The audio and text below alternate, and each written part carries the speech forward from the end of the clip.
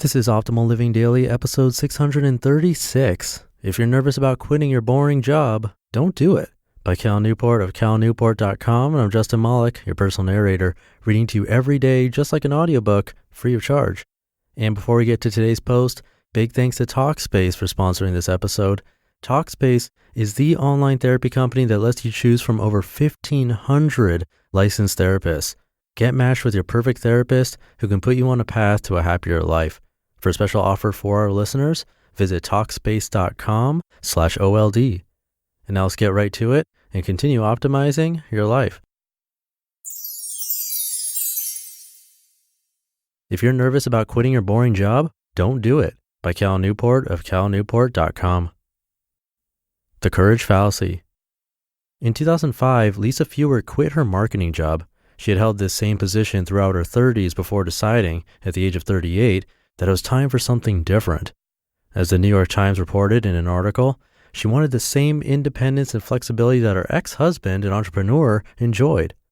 Bolstered by this new resolve, Lisa invested in a $4,000 yoga instruction course and started Karma Kids Yoga, a yoga practice focused on young children and pregnant women. Lisa's story provides a pristine example of what I call the choice-centric approach to building an interesting life. The philosophy emphasizes the importance of choosing better work. Having the courage to leave your boring but dangerously comfortable job, to borrow a phrase from Tim Ferriss, and instead follow your passion, has become the treasure map guiding this philosophy's adherence. But there's a problem. The endings are not always so happy. The economics of remarkable lives. As the recession hit, Lisa's business struggled. One of the gyms where she taught closed. 2 classes offered at a local public high school were dropped due to under-enrollment. The demand for private lessons diminished. In 2009, she's on track to make $15,000, not nearly enough to cover expenses. This, of course, is the problem with the choice-centric approach to life. It assumes that a much better job is out there waiting for you. The reality, however, is often more Darwinian. Much better jobs are out there, but they're only available to people with much better skills than most of their peers. As I've argued before, the traits that make a remarkable life remarkable, flexibility, engagement, recognition, and reward, are highly desirable. Therefore, to land a job or start a business that returns these rewards, you must have a skill to offer that's both rare and valuable. It's simple economics. Lisa didn't have a skill that was rare or valuable. She did receive professional yoga training, but the barrier to entry for this training was the ability to write a tuition check and take a few weeks' worth of classes. This skill wasn't rare or valuable enough to guarantee her the traits she admired in the lives of successful entrepreneurs, and as soon as the economy hiccuped, she experienced this reality. Her courage to follow her passion was not enough in isolation to improve her life. The value of nerves. This brings me back to the perhaps controversial title of this post. If you're in a job that's boring but tolerable and you feel nervous about quitting, you might consider trusting this instinct. Your mind might be honing in on the economic truth that you don't have a skill rare and valuable enough to earn you a substantially better deal somewhere else. Because of this, your mind understandably reacts to your career daydreams with jitters. On the other hand, those who have built up highly desirable skills rarely feel much nervousness about the prospect of switching jobs. They've probably had other job offers or can name a half a dozen clients that would pay handsomely for their consulting services. For example, tens of thousands of bored cubicle dwellers fantasize about building their own companies. Writers have built lucrative careers around pitching this message. Most of these workers, however, are nervous about this idea due to the very real possibility that their business ventures will fold, leaving them, like Lisa, broke, without health insurance, and worse off than before.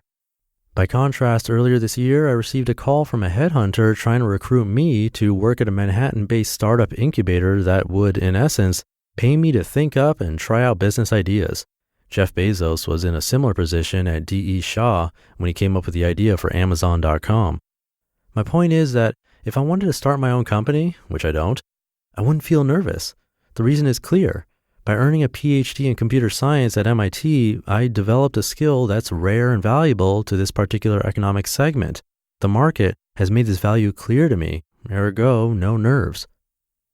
the hard focus-centric approach. Though I'm not nervous about the idea of starting my own company, I am, at this point in my career, nervous about the path that most interests me, becoming a professor at a quality research university. Instead of paralyzing me, however, these nerves provide wonderful clarity. My goal during my postdoc years now centers on eliminating this nervousness. To do so, I need to make myself unambiguously one of the top candidates in the computer science academic job market. This, in turn, requires incredibly high-quality research that promises to push my research subfields forward. This specific goal has trickled down into concrete changes in my day-to-day work habits. Most notably, I've recently rebuilt my schedule around hard focus, and I spend much more time reading the research literature and thinking about the long-term direction of my short-term work. In other words, nervousness can provide more than just sober-minded warning. It can also help guide you in your efforts to build a remarkable life. Instead of grappling with vague worry, am I stupid for wanting to try this new career path? You can focus your energy toward a clear metric, building up a valuable skill until you've eliminated this nervousness. Once your stomach stops churning about your occupational daydreams, the time is right to make them a reality. You just listened to the post titled, "If You're Nervous About Quitting Your Boring Job, Don't Do It," by Cal Newport of calnewport.com.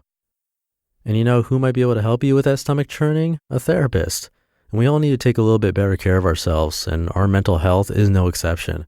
That's why today's sponsor, Talkspace, the online therapy company, makes it easy to connect with an experienced, licensed therapist that you pick based on your preferences, and for a fraction of the price of traditional therapy. You can send your therapist text, audio, and video messages, or even do a live video chat.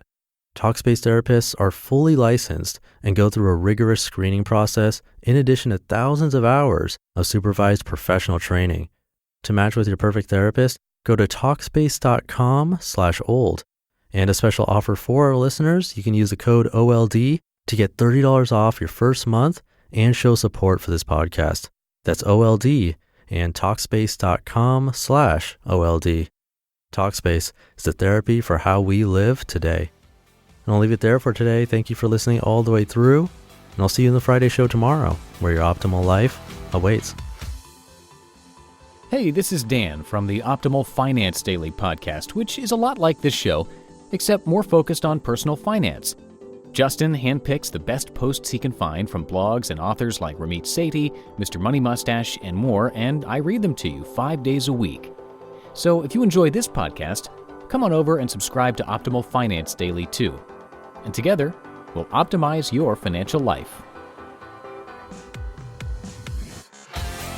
You've been listening to Optimal Living Daily. Be sure to hit the subscribe button to stay up to date on each new episode, and head to oldpodcast.com, that's OLDpodcast.com, for a free gift as well as more actionable tips and resources to help you maximize your potential. Thanks for joining us, and remember, your optimal life awaits.